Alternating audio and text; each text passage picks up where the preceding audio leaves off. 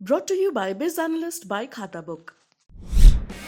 ना कंप्यूटर ना फाइल, अब टैली डेटा ऑन मोबाइल बिज एनालिस्ट के साथ।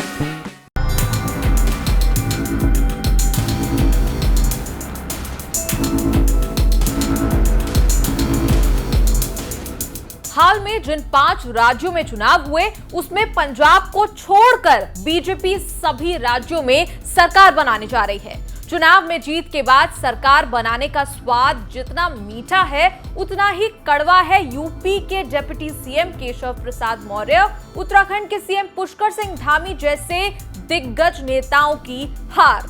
नेता हार जरूर गए लेकिन बीजेपी ने इसे हार नहीं माना।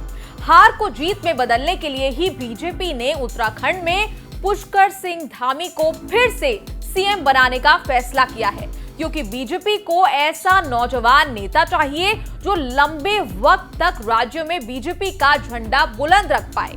46 साल के धामी 23 मार्च को दूसरी बार शपथ लेंगे। इसके बाद ही ये मिथक टूट जाएगा कि उत्तराखंड में कोई दूसरी बार सीएम नहीं बनता। राजनाथ सिंह धामी की तुलना महेंद्र सिंह धोनी से कर चुके हैं, जो अच्छा मैच फिनिशर बताया है। राजनाथ ने सलाह दी थी कि उन्हें टेस्ट मैच खेलना चाहिए। अब सुनाई पड़ रहा है कि यूपी में हारने वाले डिप्टी सीएम केशव प्रसाद मौर्य भी सरकार में ठीक ठाक पोजीशनिंग पा सकते हैं। हो सकता है फिर से डिप्टी सीएम भी बन जाए। हालांकि अभी किसी फाइनल फैसले की जानकारी नहीं है। वैसे फैसला ये हुआ है कि बीजेपी में हारे हुए नेताओं को टिकट नहीं दिया जाएगा। मतलब मौर्य की वापसी होगी भी तो उन्हें किसी उपचुनाव को जीत कर आना पड़ सकता है। बीजेपी खुद के बारे में कहती है पार्टी विद द डिफरेंस। इसी डिफरेंस के लिए बीजेपी हारने वाले दिग्गजों को दरकिनार करके नहीं बैठ जाती।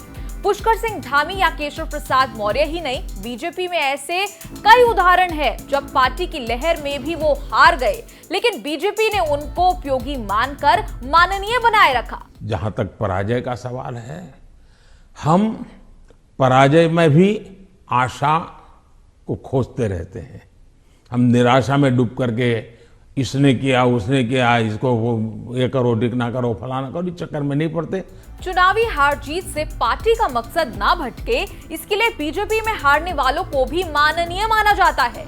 पीएम मोदी की नीति साफ है कि हमें पराजय में भी आशा को खोजना है। मतलब अगर धामी मौर्य उपयोगी हैं तो हर हाल में सरकार में होंगे। आज पुष्कर धामी, कल केशव मौर्य इसी नीति के लेटेस्ट लाभार्थी हैं। थोड़ा पीछे जाएंगे तो एक और बड़ा नाम लाभार्थियों की लिस्ट में आता है अरुण जेटली का। अरुण जेटली अब इस दुनिया में नहीं है, लेकिन 2014 में मोदी लहर के कारण बीजेपी धमाकेदार बहुमत से सत्ता में काबिज हो गई। लेकिन अमृतसर से लोकसभा चुनाव लड़ने वाले अरुण जेटली कांग्रेस के कैप्टन अमरिंदर सिंह से हार गए थे।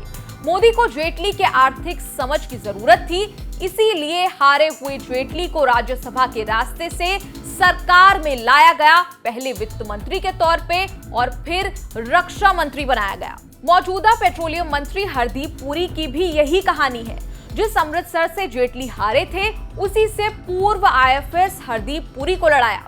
पुरी चुनाव हारे लेकिन मोदी ने राज्यसभा में भेजकर उनको मंत्री बना दिया क्योंकि पुरी उपयोगी लगे। 2019 के चुनाव में केजे अल्फोंस मंत्री रहते हुए केरल की एर्नाकुलम सीट से चुनाव हार गए थे, लेकिन केजे पीएम मोदी की नजर में उपयोगी थे, इसीलिए फिर से मंत्री बनाए गए। हालांकि इसका एक मकसद ये भी था कि केरल पर बीजेपी अरसे से फोकस कर रही है, लेकिन कोई बात नहीं बढ़ रही है। रेल मंत्री रहते हुए मनोज सिन्हा 2019 में गाजीपुर से हार गए थे, लेकिन पीएम मोदी को मनोज सिन्हा उपयोगी लगे। मंत्री तो नहीं बनाया, लेकिन कुछ दिनों बाद जम्मू कश्मीर का उपराज्यपाल उन्हें बना दिया गया। आपको ये वीडियो कैसा लगा कमेंट्स में लिखकर जरूर बताएं और देखते रहें न्यूज़ तक।